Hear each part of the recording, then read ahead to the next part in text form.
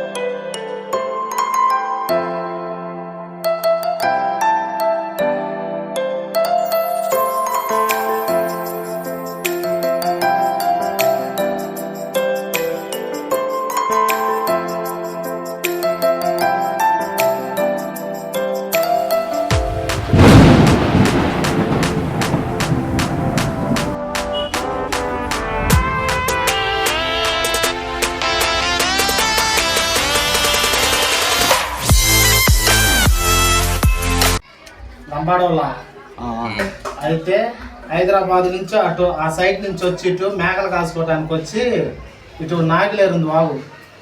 ఆ వాగులో వాళ్ళ నాన్న ఆ పాప వచ్చి ఇద్దరు వచ్చి మేకలు కాసుకుంటుంటే నేను ఎక్కడే కూర్చుంటాను నాన్న, మంచినీళ్ళు తప్పిపోతున్నా, నువ్వు అటు మేపుకోరా జీవాలు అని వాగులో కూర్చుంటే ఆమె ఏంది ఆయన తిరిగి వచ్చేళ్ళకే ప్రాణాలు వదిలేసింది.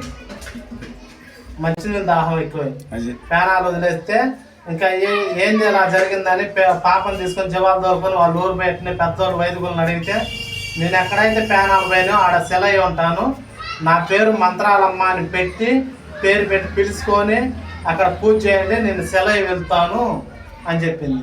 అది ఆమె చరిత్ర.